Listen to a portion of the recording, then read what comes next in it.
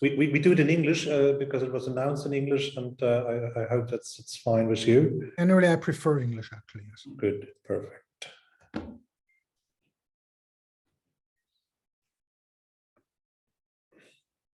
Yeah, great that you stepped in, and I really much like the topic you're going to talk about today, because many people know that I have always been looking into this NFT space.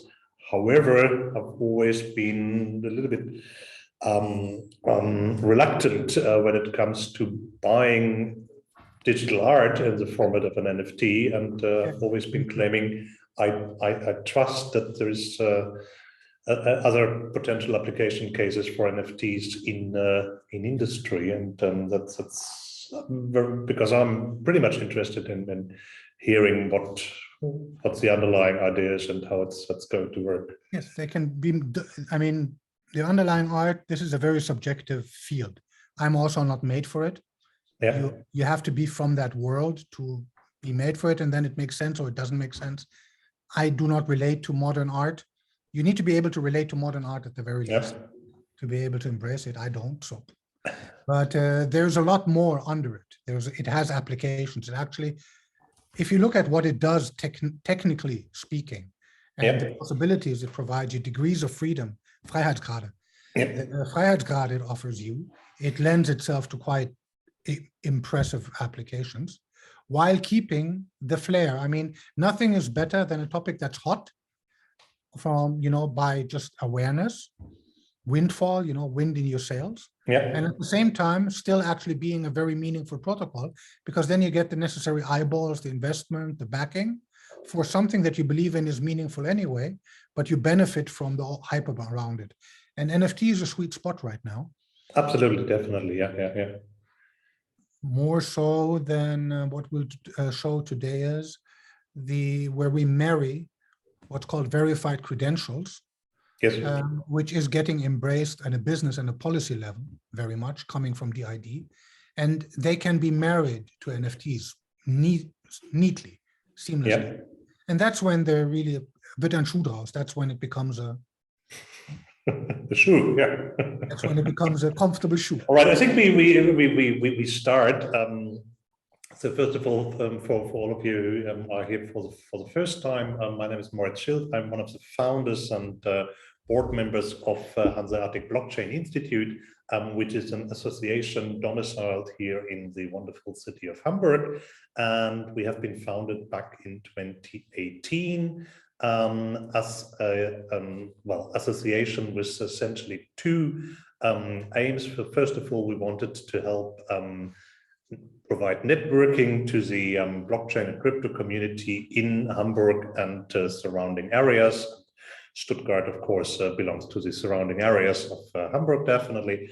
And then secondly, we wanted to help understand crypto and blockchain better, and to communicate and educate on this topic. And what we do is, since our foundation, we have had some workshops with companies, we had different events, and we have continuously been doing this Blockchain Monday, e.g. an evening event more or less each Monday, where we have speakers from different parts of the community, sometimes lawyers explaining data protection on the blockchain, sometimes tax advisors explaining how the taxation on crypto works, sometimes people that talk about their investment styles, and then quite often having founders from new blockchain related or crypto related startups that present their ideas and project. And I'm very happy to have Harry here today. Harry is in Stuttgart, and he used to work, which is not, so he is in the age area of people that would not be necessarily expected to be very much into crypto and blockchain, which I like, because it holds true for me personally as well. And he's been in the vehicle manufacturing business for quite a while, working for the Daimler in Stuttgart. And he was head of something that was called the Blockchain Factory in Stuttgart. And then he, well, became an entrepreneur, setting up a company called Blocksmove, which is defining mobility based on blockchain protocols in a new way, which is not the topic we are going to talk about today. And I do hope that he will explain a little bit by himself how he got into this NFT space and the idea of using NFTs for personalized individual ticketing and assessment and access to events and so on. And what I mentioned a few minutes ago in our kind of internal intro is that I'm very much looking forward to hearing what Harry's project is all about, because I've been fascinated from the NFT idea from the very beginning. However, the most kind of standard NFT applications that are in the world are not that convincing to me, and I just came through a paper published by Iconic Holding a few days ago, which says how to invest in NFTs, and well, they distinguish between different types of NFTs, and say we have art NFTs, gaming NFTs, DeFi NFTs, collectibles, wearable NFTs, and music NFTs. And many of us may have heard about all of these. However, the ticketing NFTs appears to be slightly different from what the traditional view on NFTs is. And yeah, that's essentially what Harry is going to give us an introduction to us today.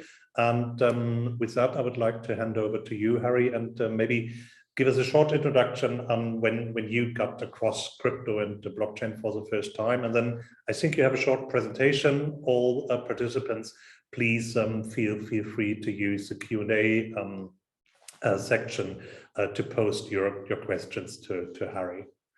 Great to have you. Thank you. Maybe you can make me host so I can actually share. Ah, I think I am already. Let's see. Yeah, one sec. I think you can, yeah. Not yet. Now I can. Yes, so I will share this. We'll put on PDFs. All right. Okay. So in the meantime, so thank you for having me, and thank you for the brief intro to place me with regards to my origin in the sense of the way where how Blocksmove originated.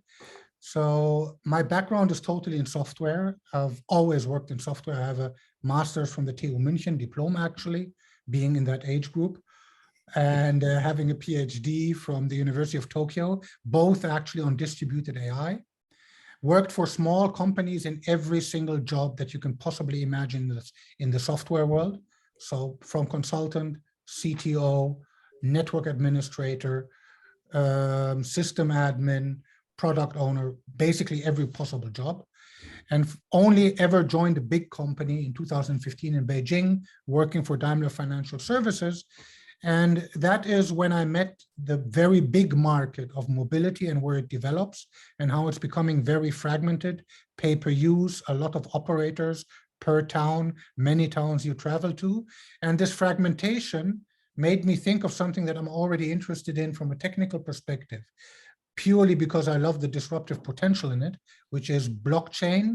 And then very soon after that, something called decentralized identifiers, DIDs.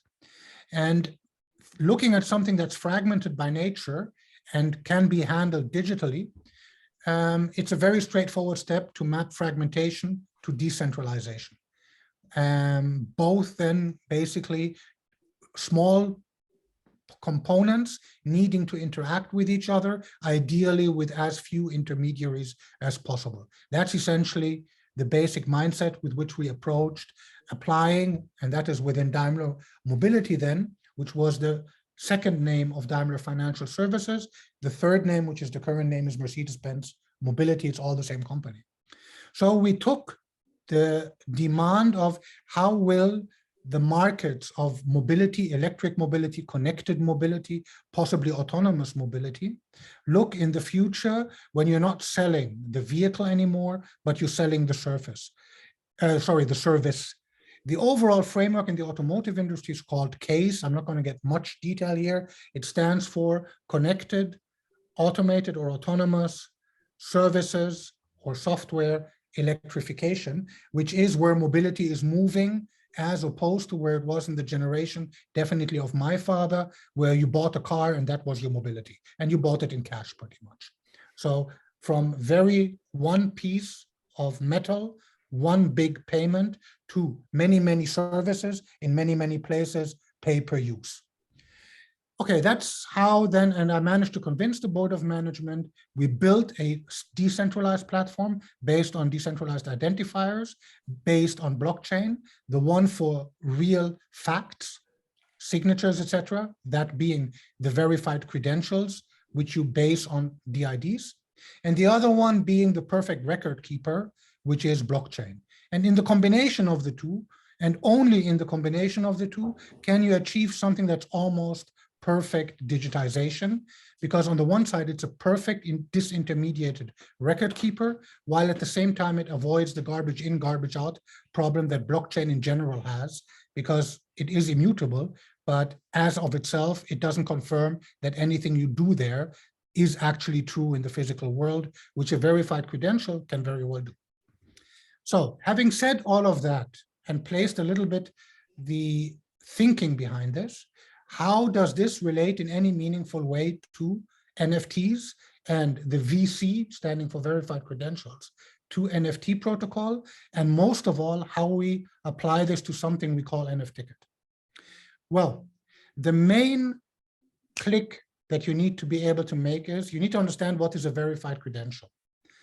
And I'll just put it very briefly. A verified credential is something that behaves very much like what you know from DocuSign and HelloSign, but it can be generated much easier with one function call based on total open source, and it can always be related to a public decentralized identity as opposed to your account with HelloSign, your account with DocSign, your account with your company. It will be based, the identity anchor will be something in your own wallet. And by the way, this wallet, through something called EtherDID, can be anchored to your MetaMask wallet. So your identity is now completely anchored in your public key, private key pair within your wallet. And I believe most of you in the call would know what MetaMask is. That's the wallet I mean. So now you have the ability to basically sign things, sign documents, and that's not only you as a person, but most of all companies, in the very same way that when you sign a contract using HelloSign, DocuSign, DocSend, but, well, as secure, the crypto protocols are highly similar. The algorithms do not differentiate that much, but there's a whole crypto exchange protocol underneath it that makes sure you can issue these verified credentials to a DID. A DID is a URL. The whole DID protocol is standardized by the World Wide Web Consortium, so the very same people that brought you HTTP and HTML. So that's for verified credentials. Short summary, it is very similar to a digitally signed PDF. And why is a digitally signed PDF something important and good to speak about? Because many certificates or documents that have value are transferred and given as digitized PDFs. So when you sign a contract in the digital world, a lot of times nowadays, you will actually be signing something with HelloSign, where one signs with HelloSign and you countersign, the result being a digitally signed PDF. That's what a VC does, just much better and much easier. Also, you can take certificates, and I will get to that.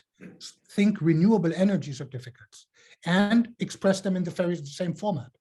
And most of all, obviously, a ticket being a very small certificate, you can express and issue tickets in this format, because what is a ticket?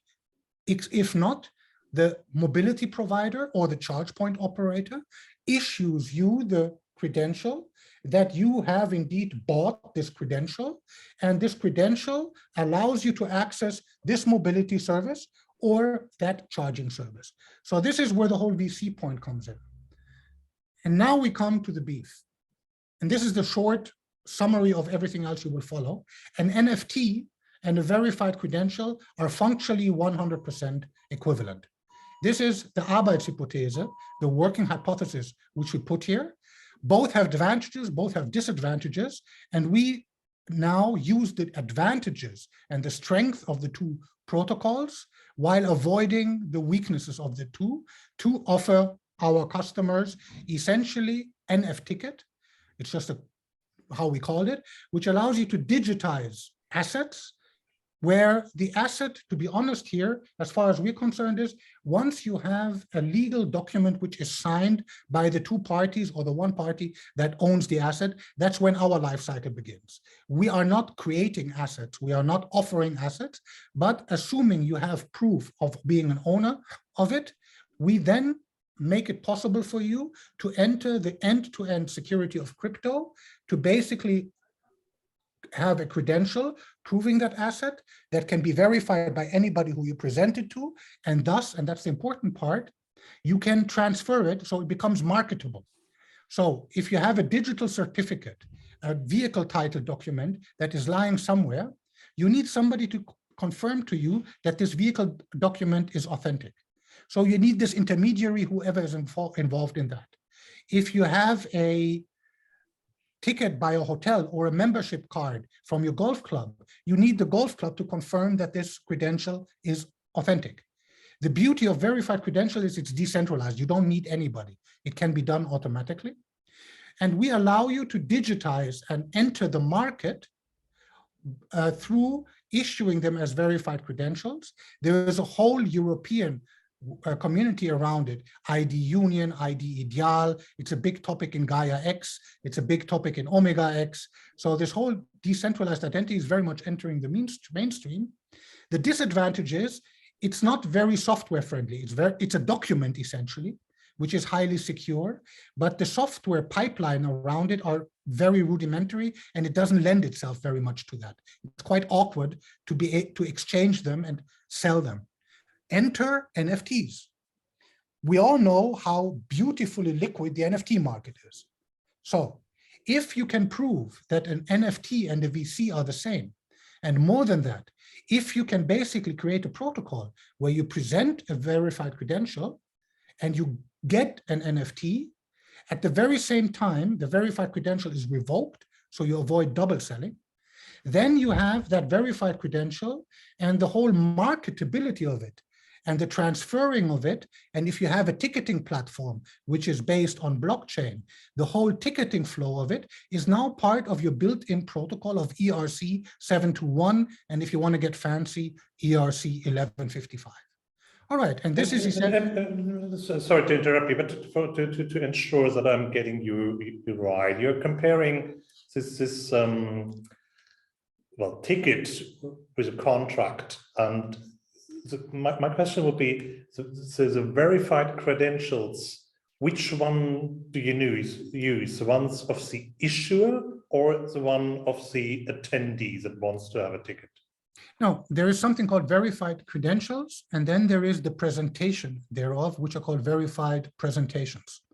So in this case, the issuer is the mobility provider or the charge point operator or our partner Metaverse, who will issue you with renewable energy certificates. That's the issuer. You are the holder. So it is issued to you and you are the holder.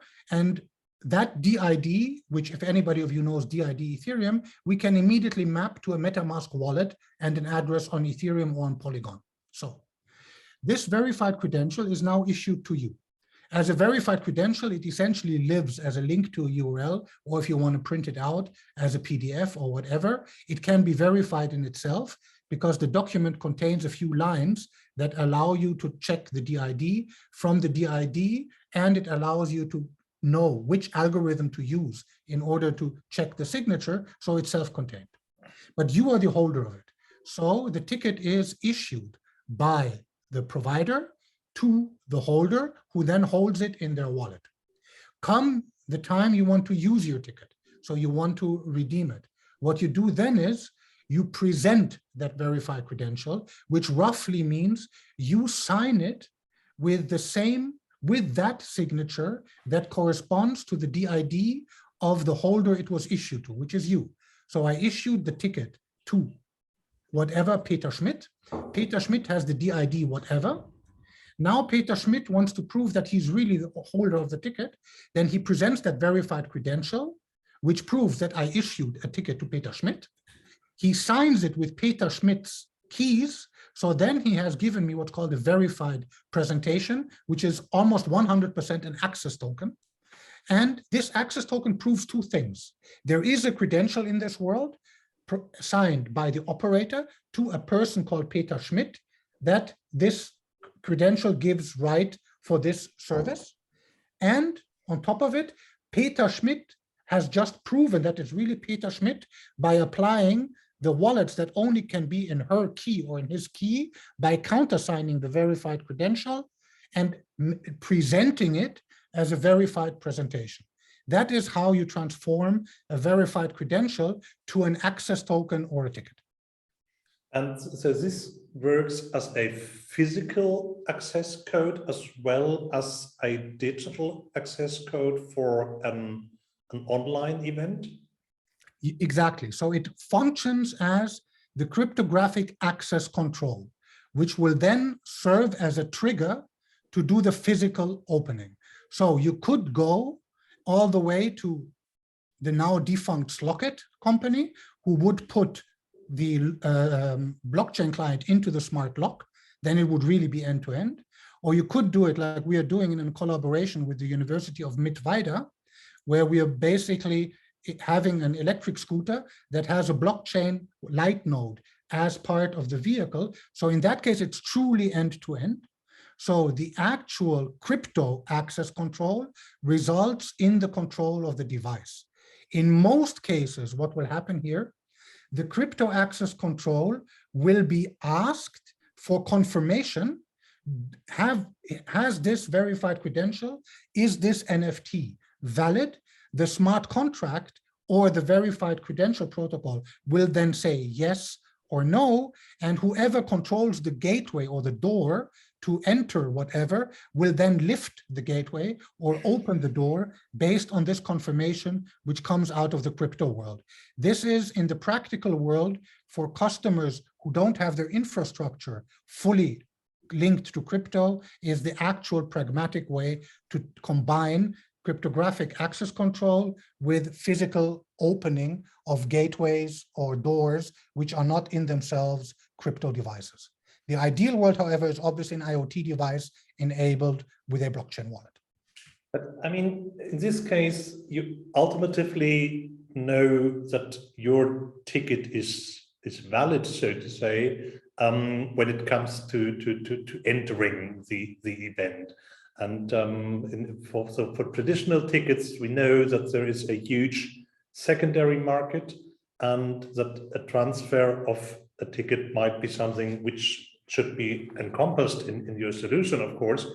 However, the buyer of a used ticket, or of a, well, not yet used ticket, but of a ticket that initially have been issued for someone else, how can we avoid the double spending, or how can we avoid the situation that two individuals show up at the event and then well, people say, well, you are already in, so it's already burned.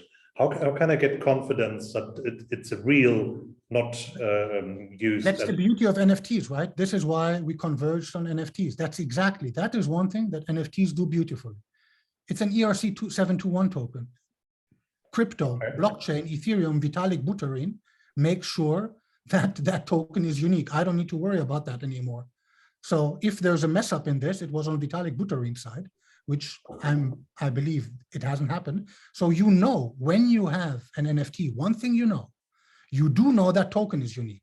You do not know necessarily that the digital data you're looking at on OpenSea is truly unique, because nobody in the whole world can prevent me from selling the same digital data through another NFT channel. That's a different story. But that NFT token number 15 issued by this NFT, by this smart contract implementing ERC-721, you do know that's unique. That's what crypto does for you.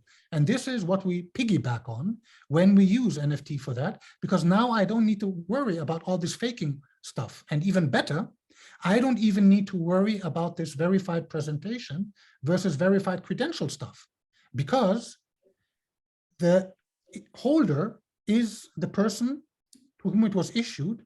And on Ethereum, a DID consists of Ethereum 4 fields. And the 4th field is nothing else but precisely the public key that you have in your MetaMask wallet. So if I see your DID, I also know your wallet address. So all I need to see, and again, this is what crypto gives me, who sent me this NFT? Ah, okay, string compare. String compare the 4th field in the DID with message.sender, which is how Solidity refers to the address where I received the token from. If the two are string compare, and I can even make it smarter, I just do hash compare. So hash compare between the two, if they're equal, okay, that's my verified presentation. I know that this NFT was sent to me by the person the VC was originally issued to. So the protocols, the beauty, this is exactly the beauty of this. The protocols do 90% of the work. We just wire it together. There is very little deep thinking we did on this. We just wired things together that were there waiting to be wired together. And you're asking exactly the right question. So almost playing the ball here, because it's exactly the NFT, what NFTs do, what tokens do is they ensure the 100% verifiable transfer of a unique asset. That's essentially the definition of a token. And an NFT, as opposed to a ERC20 token, is nothing else but simply a token with a serial number. And a token with a serial number is pretty much how paper tickets look like, or how actually an airplane ticket looks like. It's a ticket, it's a piece of paper which has a lot of credential information on it, and then it has a serial number, so somebody can link it to its creation and its master data, essentially. And an NFT is precisely that. The master data is being managed by the smart contract, and the serial number is the token ID. And that's pretty much the same thing. And this is essentially the mechanism which we're leveraging here. So converting a physical ticket into an NFT ticket has a lot of advantages because it's faster, it's more secure, it's easier to have the credentials incorporated in there. However, one might argue that to some extent it would even support a gray market or a black market, because it's getting much easier to resell tickets digitally, and I mean the prices can't be controlled, right? So these typical things where certain people buy 50 tickets and then try to sell them at twice, 3 times the price, which is not in the or might not be in the interest of the initiator of the event. That's something we can't control, right? We can. Definitely we can control, because it's just a small piece of, and this is what we provide. Basically, all you need to say is, in the presenting smart contract, the smart contract to which you send the NFT as a ticket, you just basically, all you need to do is this a personalized ticket or is it a transferable ticket? And you can configure that. So, and then if it's a personalized ticket, you personalize it to a whitelisted wallet. And if it's in somebody else's hand, it's still an NFT. You can take it to OpenSea, no problem. It retains all its ERC721. That's very important to know here. These NFT tickets are still collectibles. You can still sell them on NFT, which is very important, on OpenSea, which is very important for our customers, and possibly for applications where the ticket is not for mobility, but for instance, for concerts or sports events. So you need to still keep that collectible dimension to it. So either way, you can transfer the ticket as an NFT. Whether it retains its ticket nature relies on the fact how you're coding your NFT service smart contract, which as you present the NFT, it will look up, is this token ID open, meaning transferable as a ticket, or is this a personalized ticket? If it's a personalized ticket, well, then you can also, on the token level, you can sell it, yes, but you cannot use it. So if you've sold it to somebody, they keep the artwork, but they will not be able to enter the event. On the other hand, crypto is all about choices. So if you're interested, and the pure dimension lies in the not restrictive access, is if you're interested in the dynamics of OpenSea that's fast becoming the Amazon or eBay of NFTs, if you're interested in the reach of that market, you are well served to leverage that and probably put as little restrictions on as possible, because all of a sudden you have a humongous secondary market for whatever your goods are. If you're all about restrictions, then maybe crypto is not the right world for you to enter. You can do it, of course, but if you have that kind of restriction, you possibly have other types of restriction and this type of restriction. But technically speaking, it's trivial. And this part we have. So we offer you, all right, do you want a whitelisting mechanism? Then we give you a whitelisting mechanism where essentially there'll be a call, you need to submit a signed, there will be an event out, and if we receive a signature from a whitelisted wallet, which will be you confirming that this is valid, then we will open the door, and if not, we will not open the door. So that's fairly trivial to do. Technically speaking, this is a configuration. Got it. So technically, I do understand how it works. However, what is the market? What are the ingredients? Who are the players, and who is adding? What's the value chain, and what's the role of Blocksmove in this new market? I mean, there are three key customers for this. Ourselves, we built it for ourselves simply as the ticketing engine. So we're in the mobility business and in the charging business. This is the easiest way to keep track of the access rights, the credits, and the money, and especially the balance of service delivered to access rights presented.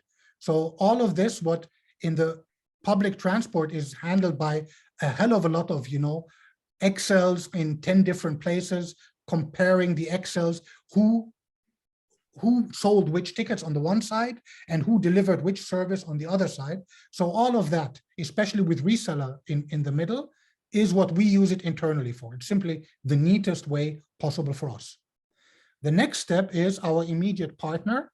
So that is Metaverse. It's a venture coming out of the energy sector. And we're in negotiations with eQuota, which is a company that trades in THG quota. So the kind of quota that is associated to your electric car or to your charging stations if you operate them. Where in that case, the focus is mainly on the digitizing of the certificate. So if you have renewable energy certificates in the case of Metaverse, they buy those from a certified source, and now they wish to offer them, basically to offer them as pools where people that operate events on the Metaverse can essentially make sure that as people, and this is my little dress X Metaverse, so the hat is virtual. It comes, it was given to me by a Metaverse application, so the hat is not real, but this is essentially a screenshot. I just put the smiley on my face because I don't want my face in too many places. So this is then what would happen is that the customers of our customer being Metaverse, and their customers are people that are operating fashion events, sports, virtual sports events, etc. in the Metaverse, and their customers are concerned about the ecological footprint of the blockchain transactions thereof. So what they want to do is the tickets that they sell, they want renewable energy certificates to offset the carbon consumption, which is Metaverse's business case. Now, what we do is we take the original renewable energy certificates which Metaverse has bought, we provide them with a pipeline to issue them, to create them as verified credentials. From those verified credentials, we create an NFT master smart contract that is initiated with exactly the pool of renewable energy certificates which they have received and presented as a verified credential. And then the individual customer, and you see this here, these are the properties as shown on OpenSea. And this is from a different use case. In this case, this is a verified credential from our ticket where we were renting out a Mercedes-Benz with that VIN, but you have a verified credential which corresponds to the properties that will be shown on OpenSea and which then get checked as you present the ticket. So that's the second use case, which is for customers of ours. And last but not least, I personally believe the big use case for this kind of protocol lies in the sports event and music event industry. They are predestined to love this stuff. Essentially, there's a company which most of you who went to rock concerts in the 90s know, it's called Ticketmaster. This is essentially a Ticketmaster protocol. And it has almost no overhead, especially running on Polygon. The transaction costs are negligible. And it does everything a Ticketmaster company needs to do and a lot more. So those are the three layers of potential customers that we have: ourselves, companies like Metaverse or potentially eQuota, which we are talking to, and then those we are not yet talking to. I'll be honest about this, but concert, sports, serious event operators who just want to scale and get the intermediary out of the game, because companies like Ticketmaster and their relatives take far too much of the margin that's in the ticket. And if you can access a protocol that does it for single amount of euros on the minting the NFT, that is obviously a business case worth considering. Would it be wrong, entirely wrong, to say that with this technology you're somehow competing against an Eventbrite kind of platform, which permits for everybody to set up an account and to sell online tickets for events? What we do does some of the parts that Eventbrite offers, yes. We will probably, as Blocksmove, we would not operate the website that Eventbrite is running now. We don't have the end user scaling capabilities that would be required to do that.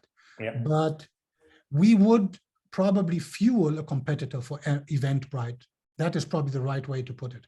So if somebody would want to go head to head against Eventbrite and do that by definitely bringing their costs down and doing things more efficiently, plus being able to add the OpenSea angle to it, which I believe is very compelling, because being able to immediately be present, any NFTicket we issue, you don't need us anymore. You go to OpenSea and everything is on there. What you see here, these three pictures, you just connect your wallet to OpenSea, you don't need us anymore, and you will see all of that. So that is essentially where we would position ourselves. So we would provide the engine or the protocol for somebody who would like to offer such services. But I mean, for the consumer, this is still a little bit more complex than just loading a QR code which needs to be shown at an event, or putting something in your Google Android wallet. This requires that the individual has a MetaMask wallet on his device. MetaMask or comparable. But then the consumer learning, so when do you expect that this is a suitable format for a soccer game in Stuttgart, that every attendant just says, well, I get my MetaMask and I get the ticket here? And how do we get the masses using the technology? I'll be very honest, purely by running in the wind, say, or being in the wind shadow of a trend that is already happening. Look at the awareness and the hype and the embracing of the market of all kinds of NFTs. Look at how active OpenSea is, from bored monkeys to drunk monkeys to crypto punks to sport events to modern art to not so modern art. So all of that, any of those customers, and they must be in the hundreds of thousands, if not millions by now, by definition, has a MetaMask wallet.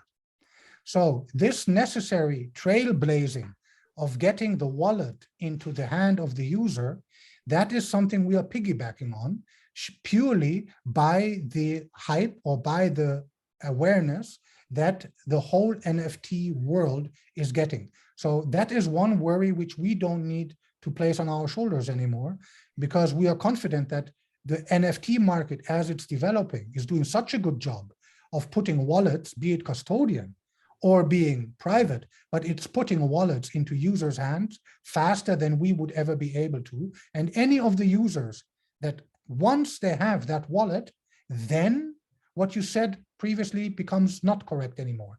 Then this becomes easier than doing it the traditional way.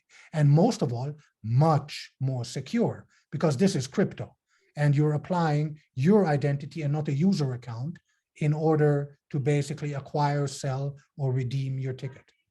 So it stands and falls, but right now it grows with the embracing of the NFT as a valid mechanism to transfer digital assets. That is what we're piggybacking on. And that is why specifically we are referring to OpenSea here, because OpenSea is how you can measure the liquidity and the reach of the market. So if people will ask me, well, how far are you in terms of market penetration with NFT? I will say, you know what, don't ask me, ask OpenSea. That's where you get your answer. Maybe we should elaborate on this user interaction a little bit more, and there's even a participant asking more detail. So how can NFTickets get adopted by a company with many users? So if the clients are not so tech savvy as or able to use it. I just came across a presentation of a company claiming that setting up a wallet is still so complex, and trying to find a way around, which essentially means that they keep your wallet and they just send you a QR code or even print out. But I mean, for my mother to go to a concert, no, she doesn't have a smartphone and she would not feel comfortable being required to set up. Is this something where we can print a ticket as well that works the same way, or does this only work with a digital interface? Well, it works if you're willing to print a QR code. So you're building a paper to digital bridge, then it works. So the verification, this is crypto-based verification. All of the verifications that we can do on the NFT level, we can also do at the verified credential level, which tends to be easier if it's purely a document. But I have to admit, I am in an industry where the digital divide is between me and a whole generation. So yes, my father will never become a customer of mine. That's a fact. That's just how the world is, and I need to look forward being on this side of the digital divide. There is a digital divide, and this kind of business is 100% on one side of the digital divide, and I will not claim otherwise. This is the strength of it, and it's also the weakness of it, because this kind of proposal will not be applicable to, you said, your mother or your grandmother, or to my father. It will not be applicable to them, no. But neither is OpenSea. So I basically measure, you know, and when you go to present to investors, you always have to present this magical word, the tam sam som. Anybody who's been through it sounds like dim sum. I always remember like dim sum. Tam sam som. Anybody who's done a pitch for a venture knows it. Total accessible market, serviceable accessible market, serviceable operational market. TAM is the mega big intergalactic, totally accessible market of the universe. That's TAM. All right. Our TAM is OpenSea. OpenSea plus whoever else is there, but that's OpenSea plus OpenSea times 2, because the rest of them put together are probably just about as much as OpenSea. So you take the total accessible market of OpenSea, multiply it by 2, that's your total accessible market in terms of customer numbers for the NFT world. And then you need to make the calculation, how fast is this market growing and is this attractive? Because yes, you will not be able to address the digitally non-native. But I mean, let's look into the business case a little bit more. And from what you mentioned is that essentially it's technically feasible. what is, I mean, what Blocksmove has developed so far? I mean, is it easy to copy? Essentially, everybody could maybe do it, or do they need you as a provider of a solution? And what is the USP you have in this process? Well, this is crypto. You know, I like DeFi a lot. So I would claim that up to version 2, I understand the Uniswap protocol. And I have read carefully and used actually some components of it, of the source code, which means I would be able to replicate Uniswap. In fact, we're doing it internally. We're using some of their contracts for our internal treasury teams. Now, does that make me a competitor or even a viable competitor for Uniswap? Me not, because I wouldn't have the breadth, the energy, the focus, to go up against them. It does make somebody else able to replicate it. And this is what you always see in the crypto world, because essentially in the crypto world, you cannot hide behind obfuscation. To offer such a thing, you will need to put the smart contracts open source. Yeah. Uniswap does. That's absolutely what I like and what I agree. And however, the question is, how can you make money out of it? Is this a ticketing as a service solution, and you get a commission on each ticket that you are? On this one, we're not even going to go commission. We're just going to go on a flat fee. Basically, there's going to be several just layers, 2 or 3 layers. There's one going to be cost you €1, the other one's going to cost you €3, and the big one's going to cost you €5, and then do with it what you want. It's that simple. So that's where we live. Plus, as I said, we apply it to ourselves as well, where you will actually have to pay in BLXM tokens, or we will convert whatever you pay into BLXM tokens. But essentially, it's a minting fee business model. Right. We do not get into your business. We do not take your customer. We make sure this works. We give you the interface. In reality, there is a total of 3 base and 2 derived smart contracts, where the customer gets the 2 derived ones in order to customize it if they want to. And so they get that with the whole thing, and then they're free to do whatever they like. And if they would like to just go around us, take our source code and repeat it, it's all MIT license. We cannot, we will not, and we don't want to sue them for it. If you believe this is your business, okay, tough luck for us. Okay, this is part of how the crypto space works. So please, people from the auditorium, ask your questions or share your thoughts with us using the Q&A part of it. But you have still a few slides, right? No, I mean, this is a good point as any. So I will just leave this on. And so some of you who have been to previous presentations that are held know the right little square, where everything we do since our time in Daimler is always based on conducting business transactions. That's essentially our bread and butter. And we've derived this for us. That's the magic formula, the 4 elements to a business transaction. The first 2 are in the DID verified credential set of protocols, so above chain, and the lower 2 are on chain. And essentially, what is relevant here are the 2 middle ones, verification and contracting. The other 2 are derived. So verification just means you verify the signatures, you verify the issuing fact, you verify possibly the fact that the ticket has been issued to somebody and the person who's presenting it is that person. And all of that will always have to go back to an identity, because just like when you go to the notary, a signature without an identity is meaningless. So people tend to forget that. So verification requires identification. And contracting, we should probably call it a contract execution, which is smart contracts as in software on ledger.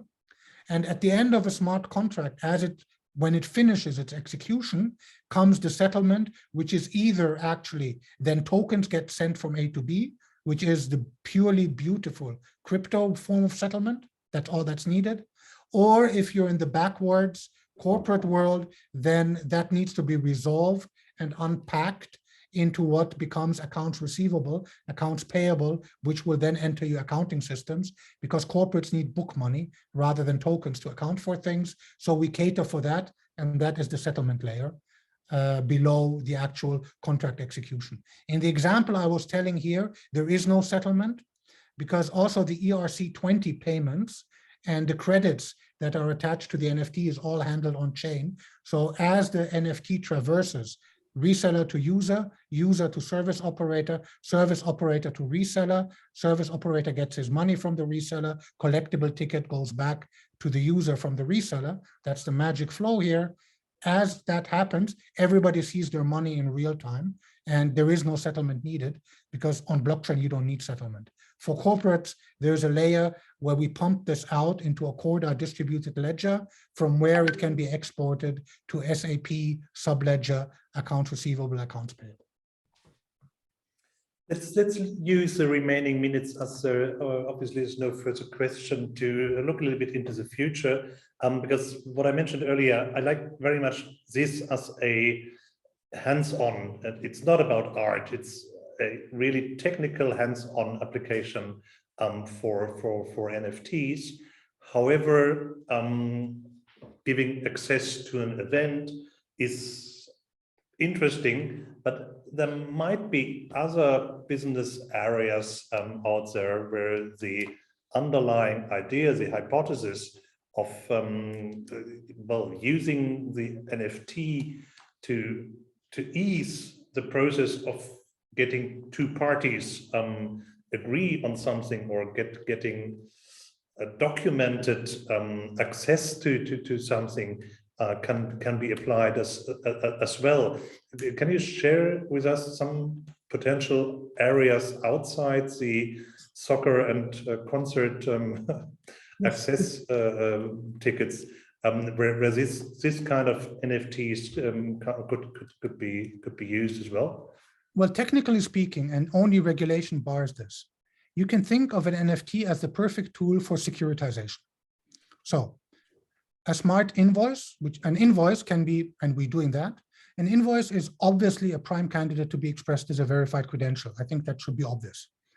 Now, and therefore, to put an invoice into an NFT is also straightforward. So now, what is an invoice? An invoice is debt. Debt is equal to money. So cash and debt are two sides of the same metal, because debt is worth money, because you can redeem the debt, which is worth money. Short example, invoices get sold by factoring companies. So that's money. You sell the invoice and you receive money. A digital certificate, such as a renewable energy certificate, is worth money. So people issue them, buy them, and then people need them. Gasoline companies, gas companies, or big fleet companies need them in order to offset, to balance their carbon accounting. So anything where you need proof of having acquired an access right or a Nutzungsrecht or a digitally unique certificate. Anywhere where you have that, and the technical English term, the Anglo-Saxon term, is securitization.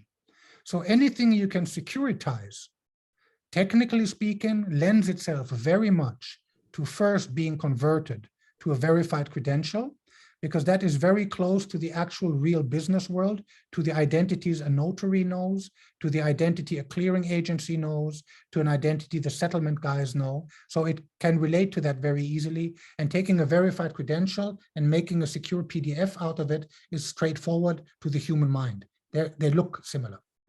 And then once you agree on this level that indeed you can do that, then we can technically prove to you that your verified credential and your NFT are equivalent.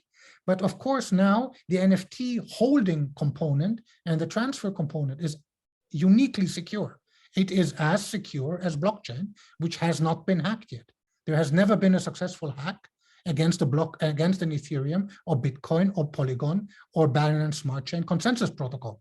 And I do not believe we will see one in the next few years, even though there is total value of hundreds of billions of dollars in there. So that is the overall scope of market.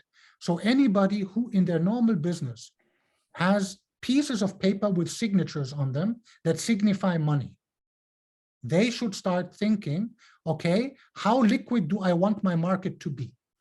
If your market is anyway, you'd basically, this is a 100 million piece of certificate. It's the real estate of the prime building block on the Ulster.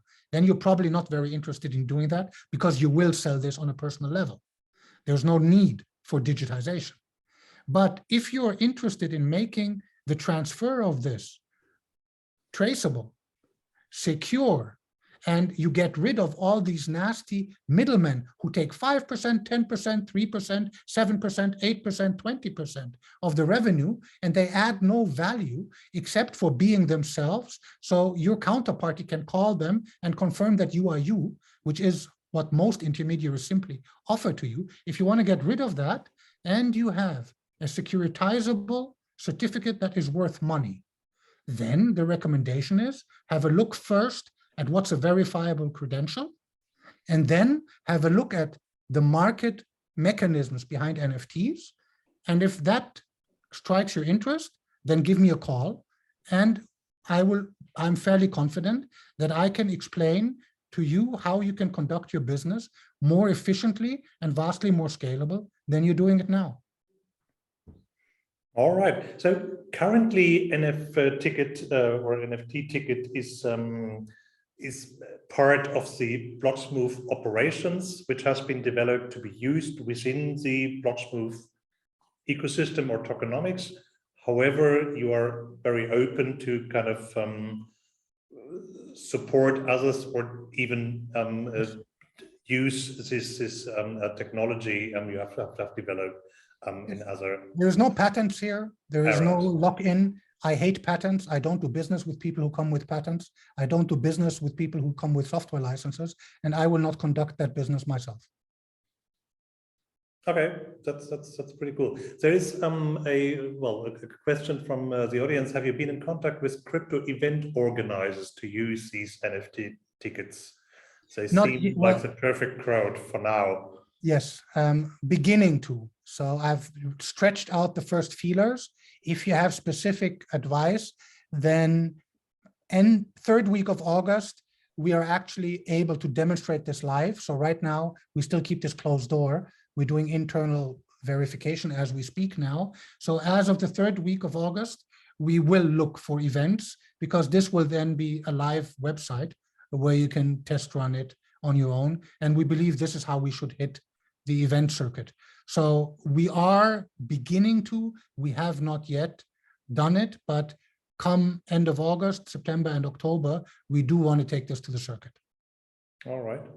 You might consider to talk to the people from Blockchains in Hamburg, which will be organizing in early next year one of the largest events in one of the largest blockchain conferences. And I think for people that are open to the technology, having the opportunity to buy tickets in the format of an NFT is really cool, definitely. All right, I don't see any further. For an intro, do introduce me, please. Will do, definitely. I don't see any further questions, and I have to finish in time today because I have another obligation. There is one more question and remark, which is just say, do I have to pay for the NFT tickets only with Blocksmove, or can you use Ether and the other? You will be able to pay in whatever coin you choose. We will internally convert it to BLXM. At the same time, we will offer you a certain amount of preference if you come natively with BLXM, but you don't have to. All right, good. So thank you very much for being with us, Harry, and explaining this really exciting application area for NFTs, which I believe has huge potential, definitely. And I'm happy because we as Coinix have been an investor into Blocksmove as well. Just a quick remark for everybody who is interested. There will be here in Hamburg an event on Wednesday, Thursday, 28th, from 6 p.m. onwards, which will take place at the WeWork in Europa Passage. I think I can put it into the, I copy it in the chat. which will be organized by Block Magazine, and it will be about applications for blockchain. Please hang on for a second so I can copy it in the chat, so everybody can see it in case you are interested. And I copy the link to the event here as well. And I think some members from the Hanseatic Blockchain Institute will be around as well, and I will try to be there as well. And that's what I wanted to announce at the end. Having said that, dear participants, thanks for joining, and Harry, thank you again very much for being with us tonight. Yes, thank you very much for the opportunity. And yes, we'll, as I said, we're happy for that intro. And whoever was asking the question about the circuit, do approach us roughly middle of August, and then we will be hitting the circuit. So any help and any pointers will be welcome. Great. Okay, tschüss. Schönen Abend. Goodbye. Bye.